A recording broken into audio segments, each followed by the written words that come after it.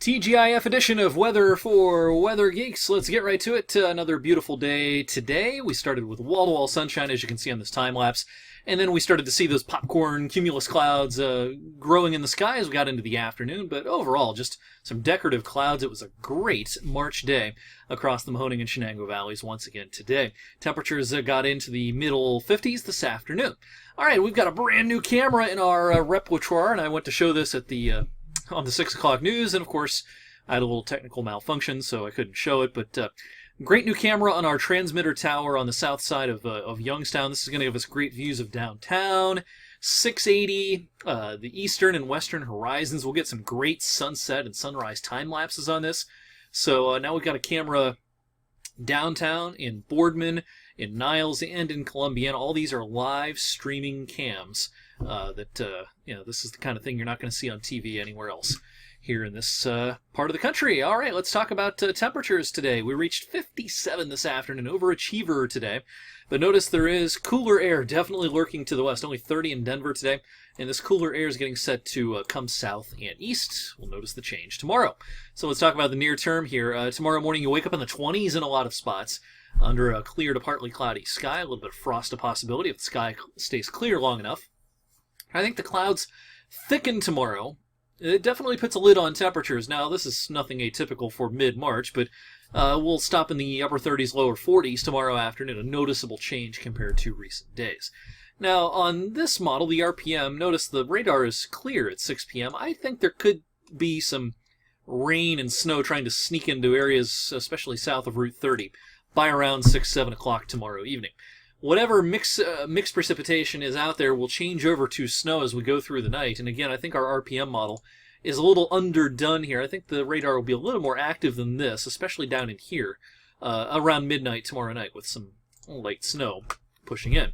But the snow will be in here by Sunday morning, certainly. And, we've never advertised this being any sort of big deal. The only thing that's kind of a big deal about it is that it's been so warm in March, a very warm start to the month, and now we're talking snow on the first day of spring. It's just kind of ironic. But as far as the actual impacts, we're not looking for a lot here.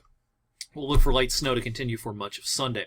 Now, where this will be a big deal will be across parts of the central Appalachians and the mountains of West Virginia, and then parts of the eastern seaboard, especially up towards Boston and Providence. Enough to shovel and plow, certainly, for those locations. For us, the modeling has definitely backed off over the last 24 hours. Just about all of our models now are under an inch worth of snow. I think the most likely accumulation is 3/4 of an inch to an inch, and that'll be on the grass. On your driveway, on your sidewalk, parking lots, anything paved. This is going to have a hard time sticking. The ground is warm. We're in the second half of March. The sun angle is impressive at this time of the year. So if we're going to get anything sticking on anything that isn't grass, it'll have to come in the middle of the night Saturday night, because once we get into the daylight hours, even if the sun's not out, that sun angle makes a difference, still penetrates some of that through those clouds. Some of that solar radiation gets through the clouds and has an impact on snow trying to accumulate down here at the surface of the earth. So, an inch will do it. I think absolute most 2 inches if you happen to get under a little bit of heavier snow for a while, but that'll be the exception, not the rule. So impact's minimal. I think first thing Sunday morning there could be a few slick spots, especially on secondary roads. But again, once we get past the first hour or two of daylight, just looking for everything to be wet on Sunday. All right, so our little bit of light snow then pushes away. We're left with flurries Monday morning and chilly northwest winds. Notice here on Monday our wind particles coming out of the northwest over the unfrozen Great Lakes. And a chill in the air Monday, no higher than the upper 30s, with enough of a breeze to make it feel like it's in the lower 30s. But this cold snap, it's not going to last long, and this has been, how the winter season has gone. Any kind of cold snap just doesn't last long.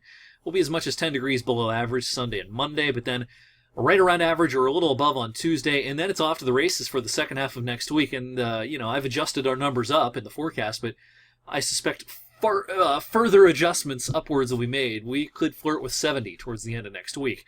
And overall, I think as we roll out of March, it's likely to stay pretty mild through the end of the month. Now, as we head into April, we might start to see some cooler air being reintroduced to the pattern. Here's the GFS ensemble temperature anomalies as we go into April. Let's look at day 13 here, showing a little bit maybe of chilly air around the Great Lakes, Ohio Valley at the very least. It'll be closer to average, probably, as we go into April as compared to the last several days of March. And then as we go into that first week of April, while there may be some warm anomalies on the East Coast, notice there's cool air here getting set to come south. So, I think the first week or two of April is going to be a lot of back and forth. There's going to be some chilly days probably mixed in with some milder days, and I kind of think the whole month of April is going to go like that. And it may all shake out to be just kind of a typical April, but there's going to be some swings. And I don't think April will be a repeat of February and March, which of course have been abnormally warm. Might end up being a little above average, but I don't think it's as big of an anomaly in April as compared to March and February. Hope you have a great weekend, everyone. That's it for Weather Geeks tonight. I'll see you tonight on 21 News at 11. Have a great weekend. I'll see you back here on Monday.